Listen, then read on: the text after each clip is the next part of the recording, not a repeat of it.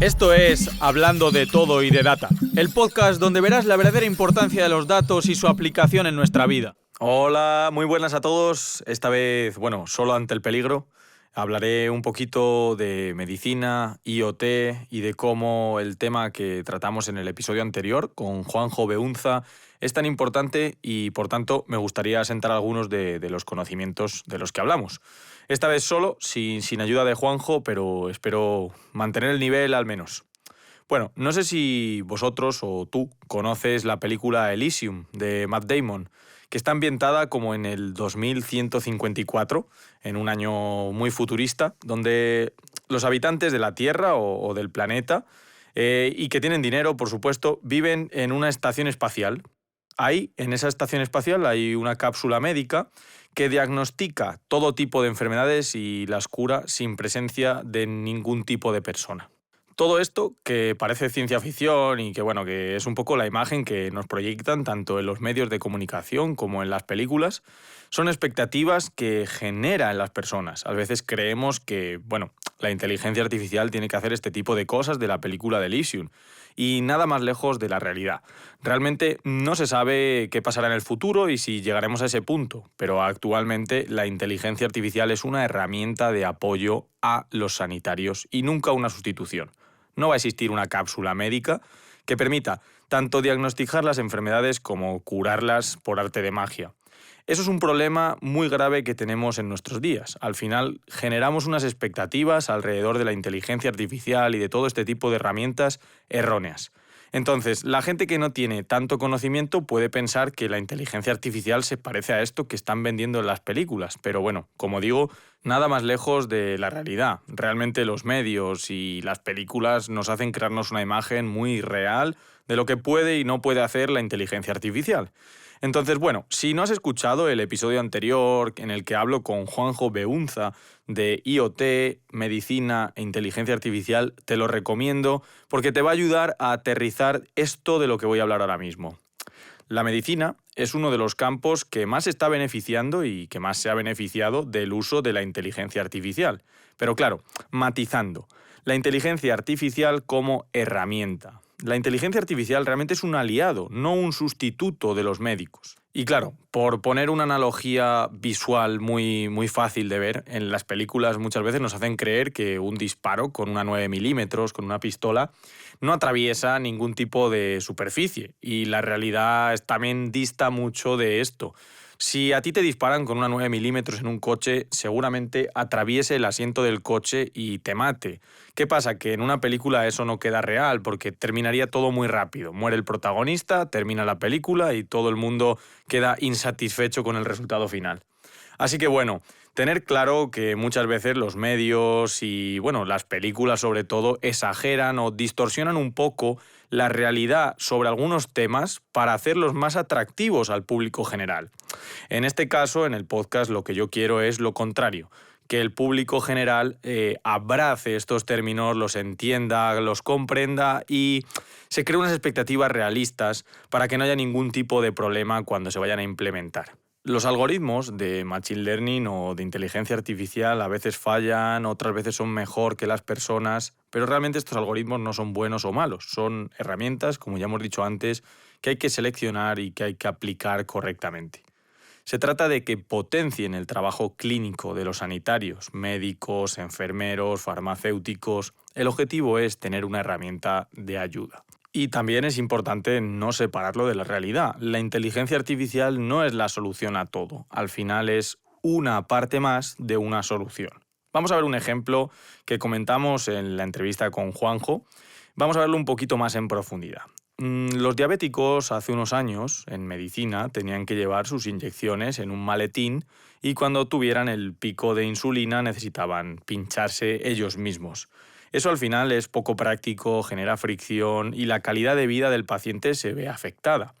¿Cómo puede evolucionar esto?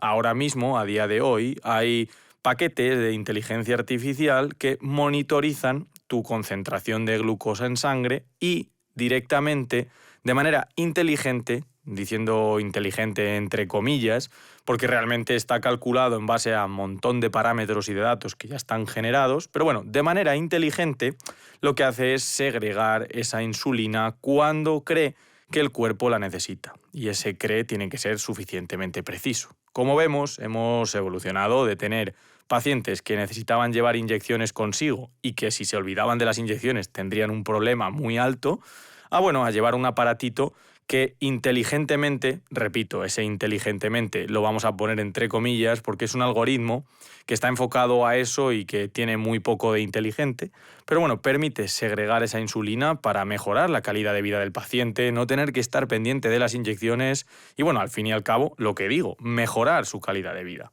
Lo vemos muy futurista. Pero bueno, ahora mismo hay mogollón de herramientas. Juanjo nos comentaba el ejemplo de Arduino. Arduino es algo que, bueno, se enseña en colegios. Un niño, igual en primero de bachiller, puede hacer un sensor de CO2. Evidentemente, no vamos a encontrar una solución a una patología clínica con algo tan sencillo, pero podemos empezar por ahí. Hay muchos paquetes, muchas bibliotecas gratuitas de desarrollo y de programación como es Python, R, mogollón de bibliotecas de estos propios lenguajes de programación que facilitan la creación de algoritmos. Incluso hay AutoMLs, que son, plataformas que tiran automáticamente modelos de Machine Learning. Si esto lo combinamos con un poquito de expertise y de conocimiento del campo donde se va a aplicar, podemos llegar a tener un modelo bastante bueno y colaborar con la comunidad en esa evolución de la medicina, de la mano de la inteligencia artificial. Uno de los problemas con los que nos encontramos en este desarrollo, esto que estamos comentando, sí, hay mucho libre, hay mucho gratis, pero tenemos varios problemas que hay que solventar. Entre ellos, y para mí el más relevante y el más gordo, es el abismo entre el desarrollo tecnológico y la práctica clínica. ¿Por qué? Porque hablamos de inteligencia artificial y de machine learning, de modelos, algo muy moderno, pero realmente todavía hay muchos clínicos y muchos sanitarios que tienen los conocimientos justos de estadística para validar las cosas. Y claro, eso al final genera un problema, y ese problema necesita solucionarse cuanto antes. Los clínicos no hablan el lenguaje de la tecnología actual. Y es como comentaba Juanjo, necesitamos ser bilingües. Y es que ya no se trata de hablar inglés o español, se trata de entendernos. Yo en mis propias carnes he vivido como haciendo proyectos de análisis clínicos. Entendía el desarrollo, llegaba a comprender qué es lo que querían mediante la práctica clínica, pero cuando pedía ciertos resultados o ciertas explicaciones de la base de datos o ciertos cambios en la base de datos, no me entendían. No me entendían y al final achacaban esto a, oye, es que no entiendo para qué quieres hacer esto. ¿Por qué? Porque no entienden esa parte técnica, porque les falta conocimiento tanto en técnicas estadísticas como mucho más aún en modelos de aprendizaje automático o de machine learning. Por tanto, esto es algo que hay que solventar ya. Ese abismo necesitamos cerrarlo, necesitamos que los clínicos y los técnicos hablen el mismo lenguaje, se comuniquen y, como comentaba en el podcast con Juanjo, que sean bilingües. Otra cosa importante es no confundir esto con los unicornios que llamaba Juanjo. Esas personas que tienen grandes conocimientos sobre la práctica clínica y también son muy buenos técnicos, programadores, desarrolladores y conocen muy bien la estadística. Esto es difícil. No todo el mundo está capacitado para llegar a ese punto de ser un unicornio, de ser el Juan Palomo, yo me lo guiso, yo me lo como. Pero bueno, para solucionar esto pueden existir nexos. Ese nexo lo puede ejercer una persona y puede ser el nexo de unión entre la clínica y la parte técnica. Para ello, Juanjo proponía algo que me parece totalmente lógico y es puestos internos dentro de los hospitales para técnicos de inteligencia artificial, técnicos de datos, técnicos que puedan ir generando soluciones alrededor del machine learning.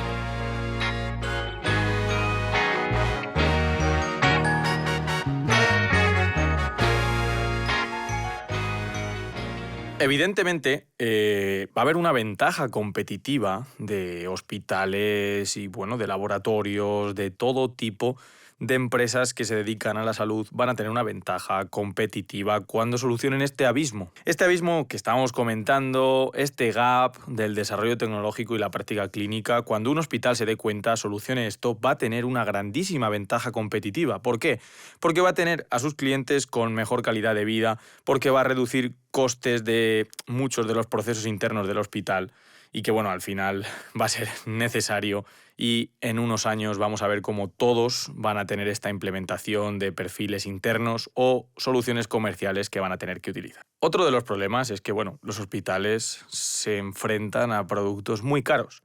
Las grandes tecnológicas dan soluciones comerciales, pero son productos muy caros. El hospital requiere una gran inversión, unos conocimientos muy especializados para poder implementar esto y un largo plazo, que es otro de los grandes problemas. Al final, tú no ves resultados de un día para otro ni de una semana para otra.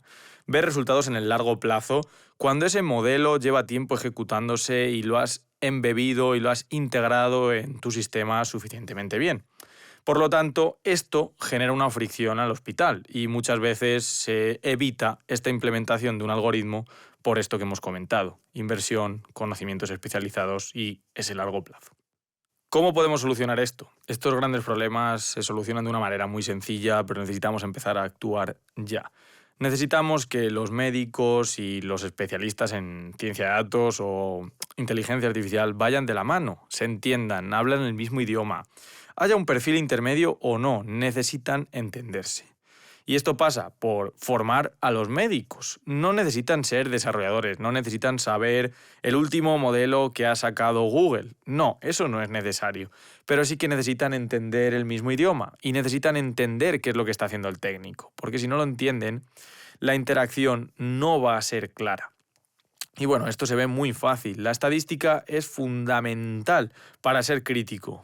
Por ejemplo, si te viene un comercial a ofrecer un nuevo tratamiento o un antibiótico, ¿cómo eliges? ¿Cómo sabes que ese tratamiento funciona, es eficaz? Necesitas conocimientos estadísticos, de muestreo, de distribuciones, de contrastes.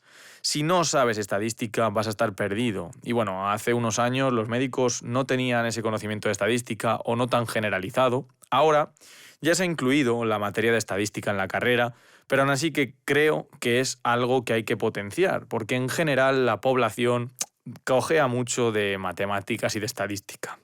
Quizá porque, bueno, la manera en la que se enseñan no es la mejor. Y no quiero parecer el típico anuncio de YouTube que te dice: oye, ¿el inglés se enseña mal? No, no es el caso, porque nunca hay excusa. Puede enseñarse mejor o peor, pero tú tienes que tener esa curiosidad y tienes que entender que es necesario manejarte con las matemáticas y la estadística.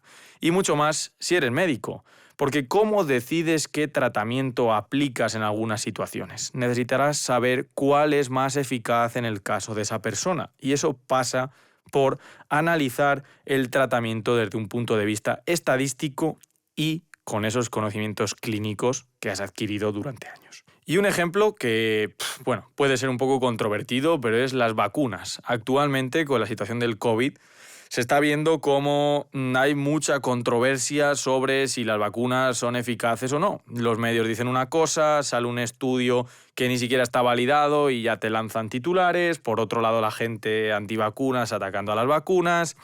Y al final es un conflicto sin sentido que se solucionaría si fuéramos críticos con los resultados y supiéramos analizar los resultados en crudo de esta eficacia de las vacunas. Vamos a ver un ejemplo bastante ilustrativo y que, bueno, a mí se me rompe un poco el corazón cuando lo veo. Pero vamos a entender que un médico sin conocimientos de estadística o en el futuro sin conocimientos sobre inteligencia artificial, un futuro no tan lejano, es como esa persona mayor, pienso en mi abuelo, pienso en mi abuela.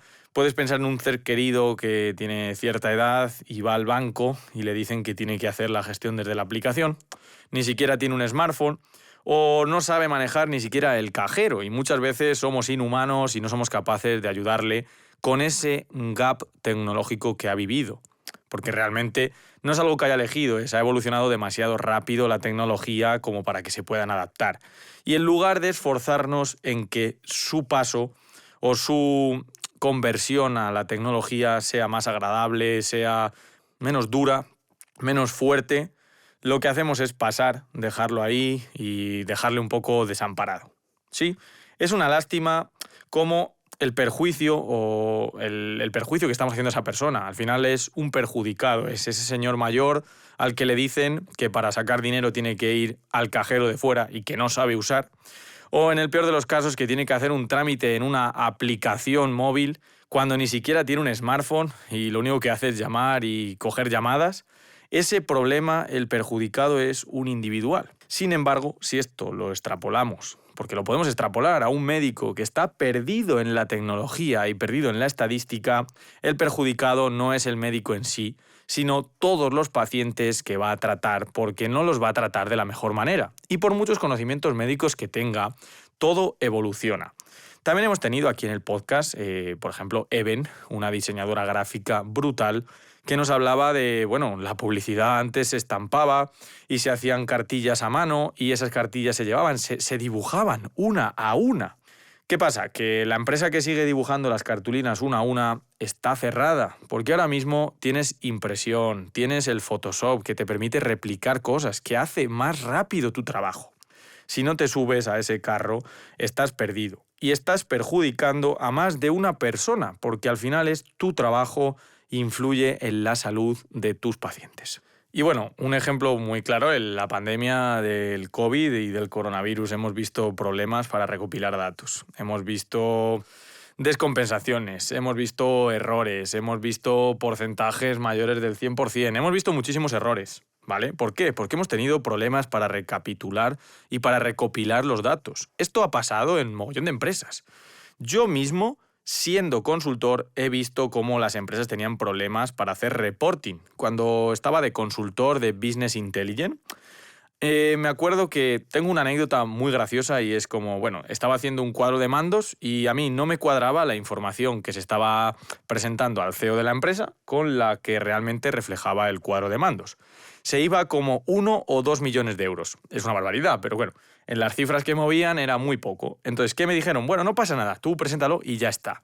Estamos hablando de 2 millones de euros. Yo, internamente, también porque soy bastante cuadriculado, me gustaba que cuadrara hasta el céntimo.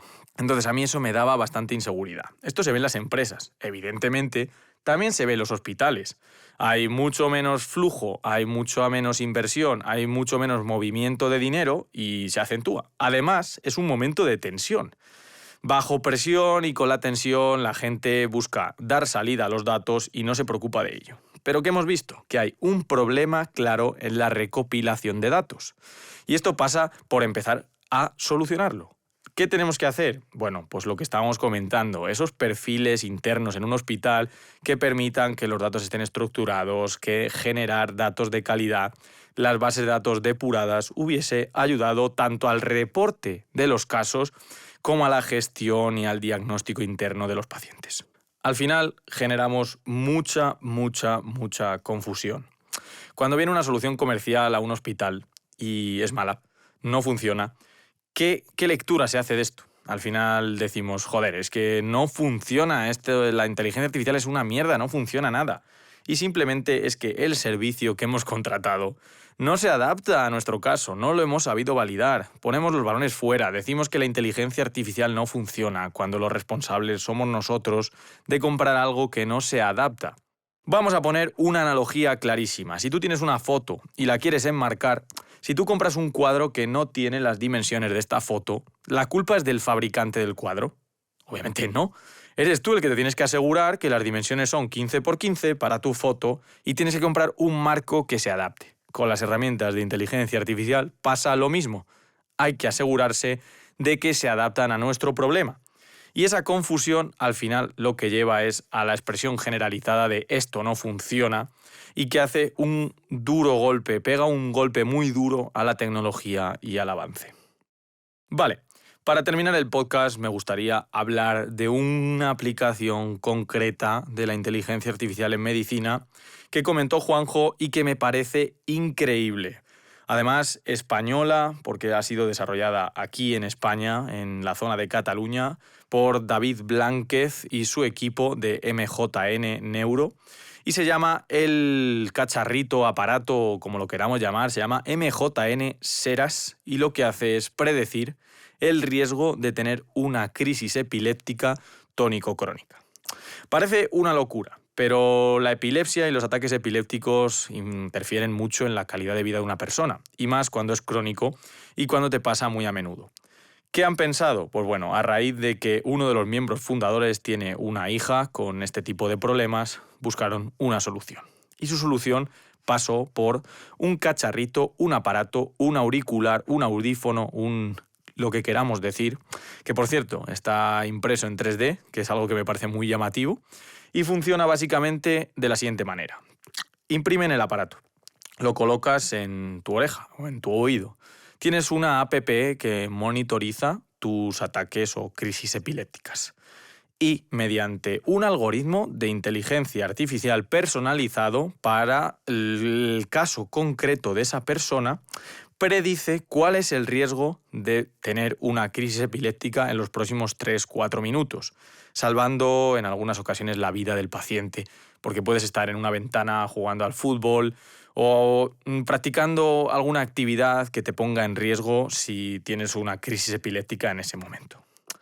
MJN Seras habla en su página web de que tienen un 96% de sensibilidad y un 94% de especificidad.